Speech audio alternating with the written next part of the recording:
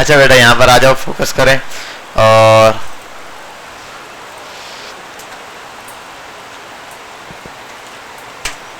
बस लास्ट आज हमारा टॉपिक है मैथ का, उसके बाद छुट्टी खत्म, मैथ को tata bye bye.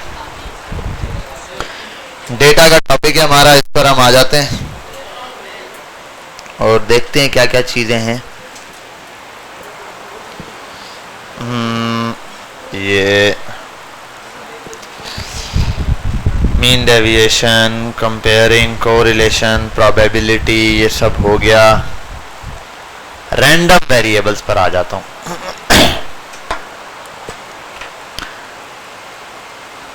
A random variable is a set of possible values. क्या होता है ये? Set of possible values from a random experiment. एक रैंडम आप एक्सपेरिमेंट करो, उसके अंदर से रैंडम वैल्यूज आ जाए। मतलब ये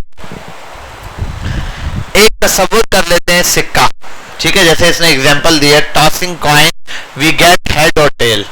अब एक हेड है और टेल है एक सिक्के के अंदर। जब मैं सिक्के को उछाल कर फेंकूंगा ऐसे, तो सिक्का जब वापस आएगा तो दो चीजों में से कोई एक चीज आएगी। मतलब अगर मैं इनको कंसीडर कर दूं, ये x और y है, मतलब मैं बोल दूं हेड है, हेड बराबर है 0 के और टेल बराबर है 1 के, तो जब मैं इस सिक्के को उछालूंगा तो रिजल्ट में हेड या टेल आएगा। अगर हेड आया तो इसका मतलब x की वैल्यू क्या हो गई? 0, और अगर टेल आया तो x की वैल्यू क्या हो गई? 1 हो गई। ये रैंडम वेरिएबल कहलाता है। रैंडम वैल्यूज कहलाती हैं कि भाई किसी भी नंबर की रैंडम वैल्यू। और क्या हो सकता है? बिल पर मैं बोलता हूं x प्लस 2 बराबर है डैश के।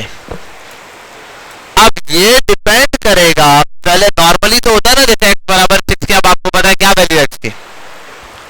x की वैल्यू क्या होगी? अगर x प्लस 2 बराबर है 6 के तो 4 है, x की वैल्यू 4 है। यहाँ ये भी नहीं पता, ये भी नहीं पता, क्यों? क्योंकि एक्सपेरिमेंट से पता है। अगर सिक्का उछालता हूं, अगर हेड आया तो x की वैल्यू 0 हो गई, और अगर अगर टेल आया तो x की वैल्यू 1 हो गई, जो कि बन गया 3। तो यहां पर हमें पता चलता है रैंडम वेरिएबल लो, एक कोई भी एक वेरिएबल, उसके अंदर पॉसिबल वैल्यूज। अब देखो एक वर्ड है पॉसिबल, एक सिक्कों को उछालने पर दो ही वैल्यू आएंगी, हेड आएगा या फिर टेल आएगा। तो इनमें से कोई एक एग्जांपल आनी चाहिए एक्सपेरिमेंट के थ्रू। और रैंडम इवेंट्स क्या है कि भाई उछाला तो एक दफा में क्या आया? हेड, दूसरी दफा में क्या आया? टेल। नीचे आता हूं, note we can choose head 100 and tail 150। वो आपकी मर्जी है, आप हेड को 100 ले लो, उसको 150 ले लो। हेड की या टेल की किसी की भी एक वैल्यू आप सेट कर सकते हो जो आपको समझ आए। We have an experiment such as tossing a coin, we will give value to each event. हम किसी भी एक इवेंट को हम वैल्यू दे सकते हैं, एक्सपेरिमेंट कर सकते हैं, ठीक है, to set the random variable. अब नॉट लाइक अलजेब्रा, अलजेब्रा की तरह नहीं होगा कि x प्लस 2 बराबर है 6 के, ये नहीं होगा अलजेब्रा की तरह। क्यों? क्योंकि अलजेब्रा में x की वैल्यू क्या है? 4 है। लेकिन यहां पर क्या होगा? इसके अंदर x के अंदर मल्टीपल्स वैल्यू हो सकती है, 2 हो सकती है, 3 हो सकती है। अब जैसे ये रहा, अब x के अंदर कितनी वैल्यू है? 0 1 2 3। मैं 5 बार उछालूं किसी चीज को, या कोई भी, मैं बिल्कुल एक डाइस की मिसाल लेता हूं, एक छक्के को लेके ऐसे फेंकूं, उसमें पॉसिबल वैल्यू कितनी है? 1 से 6 तक। अब पॉसिबल वैल्यू 1 से 6 तक है। x की वैल्यू क्या आएगी बताओ? x की वैल्यू मतलब जब मैं फेंकूंगा क्या आएगी? कुछ भी आ सकता है 1 से 6 तक, रैंडम वैल्यू। और अगर मैं 6 दफा फेंकूंगा तो बताओ कौन से, क्या हर नंबर एक एक बार आएगा? हो सकता है एक ही नंबर 6 बार आ जाए, हो सकता है 6 मरतबा 3 नंबर 2 बार रिपीट हो जाए, हो सकता है एक नंबर 4 बार आए, एक बार आ जाए, हो सकता है एक 5 बार आए, एक दफा आए, हो सकता है कोई नंबर 2 बार आए, कोई 3 बार आए, कोई एक दफा आ जाए। तो रैंडम कोई भी वेरिएबल्स, कोई भी नंबर क्या कर सकता है? आ सकता है। कैपिटल लेटर ने एग्जांपल दी, वी यूज कैपिटल लेटर, इसके लिए हम कैपिटल लेटर यूज कर सकते हैं x और y, ताकि कंफ्यूजन ना हो स्मॉल x और y से। अब डाइस की एग्जांपल दी 1 से 6 तक है, इसको मैं ऐसे टॉस करूं तो इसके अंदर क्या होगा? प्रोबेबिलिटी निकालूं तो क्या होगी भाई? 1 तो कितनी दफा आना चाहिए? 1/6, 2 को 1/6, 3 को 1/6। ये 1/6 वाला आपको पता है, हर एक के चांसेस। हाँ, अगर ऐसा सिक्का होता जिसमें 6 दफा 6 लिखा होता और एक दफा 1 लिखा होता, 6 के चांसेस क्या थे? 1/6 के भाई 5 दफा है 6 में, और 1 के चांसेस 1/6 होते हैं। ऐसा ही रैंडम वैल्यूज यहाँ पर दी हुई है। अब ये इसने एक्सपेरिमेंट करके दिखाया है, हेड गिनना चाह रहा है हेड कितनी दफा आया। इसने इसको 1 2 3 4 5 6 7 8 दफा उछाला, यहाँ पे इतनी इतनी दफा हेड आया, ये इसने क्या किया है रिकॉर्ड किया। ऐसे फिर डाइस के हिसाब से देखा, डाइस में इतनी इतनी दफा 1 कितनी दफा आया, 2 दफा आया, 2 कितनी दफा आया, 3 दफा आया। फिर हर सेकंड में फर्स्ट डाइस सेकंड डाइस 2 छक्के लेके उसने रैंडम एक्सपेरिमेंट बनाया। तो पहले जब फर्स्ट टाइम फेंका तो क्या क्या वैल्यूज आएंगी उस हिसाब से चल रहा है, पहले उसमें कितना आया, दूसरे में कितना आया, तीसरे में कितना आया। ये रैंडम वैल्यूज है। इसके साथ नीचे अब इतना ज्यादा डिटेल में नहीं जाऊंगा मैं, 10 सवाल है, आपने ये 10 सवाल करने, जहां प्रॉब्लम होगी ऊपर कुछ वैल्यूज देखोगे आप लोग और सवाल सॉल्व करोगे। 10 ये वाले नोट कर लेना, अभी आपने ये 10 करने हैं। फिर नीचे चलते हैं बैक। हाँ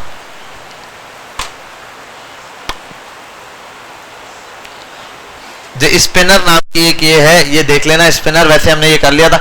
ये प्रोबेबिलिटी में बताता है क्या किस चीज के कितने चांसेस हैं, यस नो 1 से 10 तक, 1 से 10 तक। अब हर एक की प्रोबेबिलिटी कितनी होगी 1/10, 1/10 जो कि इतना परसेंट बनता है। फेंकूं हर दफा, स्पिन करूं,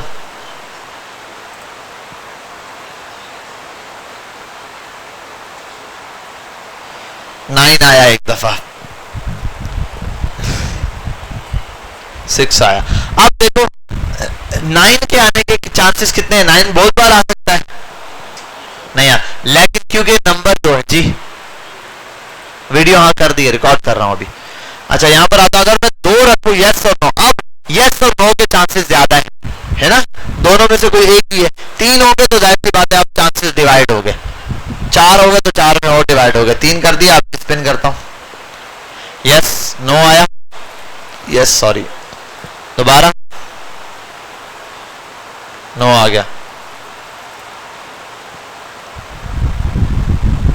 नो आ गया। देखो अब एक ही चीज 2 बार रिपीट हो सकती है, लेकिन जब ज्यादा नंबर थे 1 से 10 तक था तो नंबर रिपीट होना उतना ज्यादा मुश्किल था।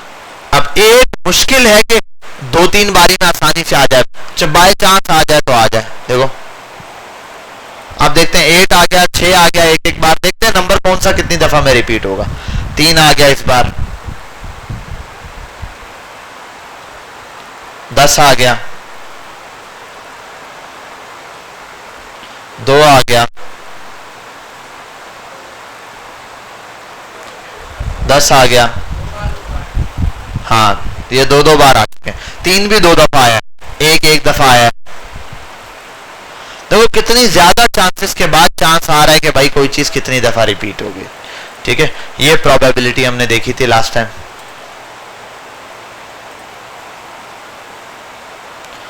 अब आते हैं यहाँ नीचे और अच्छा एक्सपेरिमेंट करके दिखाएगा भाई ये 2 डाई से एक्सपेरिमेंट क्या क्या चांसेस है, 1 डाई से कितना है। यहाँ लिखोगे इन सब की बारी बारी, 6 दफा इन सबको उछालो और फ्रीक्वेंसी लिखो कि ये कितनी दफा आया, ये कितनी दफा आया। ठीक है, ये इसने दिया हुआ है, टेबल दिए प्रैक्टिस के लिए, आप यहाँ से प्रैक्टिस कर सकते हो। अच्छा अब मैं आता हूँ जो हमारा नया टॉपिक है, रैंडम वेरिएबल्स हो गया, यहाँ हो गया, यहाँ आते हैं नहीं ये normal distribution. Normal distribution, data can be distributed spread out in different ways. Data मुख्तलिफ अंदाज के अंदर क्या हो सकता है, डिस्ट्रीब्यूट किया जा सकता है, जिसके 3 बेसिक तरीकेकार हैं। क्या क्या वो देख लेते हैं। या तो data can be more to the left side पर ज्यादा तरफ जा रहा होगा। ठीक है, दूसरा हो सकता है data can be more on the right side भी हो सकता है, या फिर जम्बल्ड डेटा, जम्बल्ड। ठीक है, जम्बल्ड अप मतलब किसी भी पॉइंट पर अप एंड डाउन हो सकता है, कहीं पर भी एक सीरीज नहीं चल रही, किसी भी पॉइंट पर अप भी हो सकता है, किसी भी पॉइंट पर क्या हो सकता है डाउन भी हो सकता है। ये मेरे पास मुख्तलिफ इसके तरीकेकार है, 3 वेज हैं जिस तरीके से डेटा को शो करवाया जा सकता है। अब यहां पर आता हूं, नॉर्मल डिस्ट्रीब्यूशन ये होगा। अब इसमें क्या है कि एक बेल ग्राफ बनता है। क्या बनता है, बेल कर्व। क्या होता है, बेल कर्व। देखो बेल की फॉर्म बन रही है यूं, मतलब कि किसी पॉइंट से डेटा उठता है और एक पॉइंट पर जाता है बिल्कुल पीक पे, उसके उसी अटेंशन पे आ जाना है, उसी रूटीन से आ जाना है। अगर इसकी नॉर्मल लाइफ का एग्जाम्पल दूं तो भाई जैसे कि जून जुलाई में गर्मी ज्यादा होती है, छुट्टियां होती हैं, इंस्टीट्यूट्स का ज्यादातर जो एडमिशन्स आते हैं वो जून जुलाई में आते हैं भाई। लैंग्वेज कोर्सेज में बच्चों ने एडमिशन लड़कियों की छुट्टियां होती हैं, तो इन इंस्टीट्यूट में आम दिनों में तो क्राफ्ट नॉर्मल चल रहा होता है, लेकिन जून जुलाई जैसे आने लगता है क्या होता है, ऊपर जाता है, और जून जुलाई के बाद दोबारा क्या हो जाता है, डाउन अशर। तो ऐसे इनका भी बेल ग्राफ हो सकता है। तो इस तरह का कर्व किसी चीज में बने तो वो क्या होता है, बेल ग्राफ। क्या हो जाता है, बेल। अच्छा, ये बेल ग्राफ ऐसे मल्टीपल टाइम हम देखें बेल कर्व बन रहा होता है हमारे पास जब हमारे दिल की एक ECG वगैरह चल रही होती है, तो आप देखते हैं सेम एक ही टाइम में वन टाइम ऊपर जाता है, फिर नीचे, फिर ऊपर, फिर नीचे। हमारा ब्लड का सर्कुलेशन भी ऐसा ही है, ब्लिंक मारता है वन टाइम में, यानी कि एक ही स्पीड के साथ वो मूव कर रहा है। इसमें एग्जांपल में दिए, ब्लड प्रेशर हो सकता है, हाइट ऑफ पीपल हो सकती है। लोगों की हाइट से क्या मुराद, देखो एक इंसान बिल्कुल बेसिक से हाइट उसकी बढ़ना शुरू होती है, बढ़ती बढ़ती बढ़ती, फिर क्या होता है जब बूढ़ा शुरू होना तो रहता है तो झुकाव आना शुरू हो जाता है दोबारा से। तो वही चीज यहाँ पे मेंटेन की गई है। Size of things produce by machines. अच्छा, एरर इन मेजरमेंट्स, मेजरमेंट्स के अंदर एरर भी हो सकता है। एक टाइम आता है बहुत ज्यादा एरर आना शुरू हो जाता है, दोबारा से क्या होता है, एरर कम हो जाता है। भाई फर्स्ट टाइम आप बनाना शुरू करते हैं कोई चीज, थोड़े थोड़े एरर आते हैं, करते करते एरर बढ़ जाते हैं, फिर आपको जब सॉल्यूशन मिलता जाता है एरर क्या होते जाते हैं, कम होता है। उसमें भी क्या बन रहा होता है, एक बेल ग्राफ बन रहा होता है। अच्छा, नॉर्मल डिस्ट्रीब्यूशन के अंदर एक कंडीशन है, जब नॉर्मल डिस्ट्रीब्यूशन होगी 50-50% की, तो इसके अंदर मीन बराबर हो जाएगा मीडियन के, और मीडियन बराबर हो जाएगा किसके, मोड के। ये कंडीशन भाई सिर्फ इसके अंदर। भाई अगर आपसे कोई पूछे, इसको नोट कर लेना कि वो कौन सी कंडीशन है जब मीन बराबर होता है मीडियन के और मीडियन बराबर हो जाता है मोड के। तीनों चीजें बराबर हो जाती हैं, सेंट्रल वैल्यू तीनों बराबर होती हैं। ये किस कंडीशन में होता है, तो उसका आंसर क्या है, नॉर्मल डिस्ट्रीब्यूशन के अंदर क्या होता है, ये तीनों चीजें बराबर हो जाती है। और नॉर्मल डिस्ट्रीब्यूशन में भी क्या, सिमेट्री होना चाहिए, मतलब कि 50-50% होना चाहिए। ये इसने एक एग्जांपल भी दिया है गैप की। अब देखो मैं यहाँ पर आता हूँ 50% पे रखता हूँ दोनों को, राइट और लेफ्ट की जगह 50-50%। बॉल के इसका साइज थोड़ा सा इंक्रीज कर देता हूँ और स्पीड बढ़ा देता हूँ और इसको करता हूँ रीस्टार्ट। चलो अब इसको देखो जरा आप, किस तरफ की वैल्यू ज्यादा बढ़ रही है, क्यों, क्योंकि दोनों तरफ से क्या है, बराबर है। अब मैं इसको क्या करता हूं, एक 50% ना लेफ्ट राइट, मैं इसको कर देता हूं 70-50, रीस्टार्ट। अब देखो अब किस तरफ ज्यादा बन रहा है, राइट साइड पर। ठीक है भाई, मैंने राइट साइड की तरफ इसका झुकाव ज्यादा किया, राइट साइड पे कितना है 70% और लेफ्ट साइड पर ये। अब यही चीज अगर मैं इस तरफ आ जाऊं,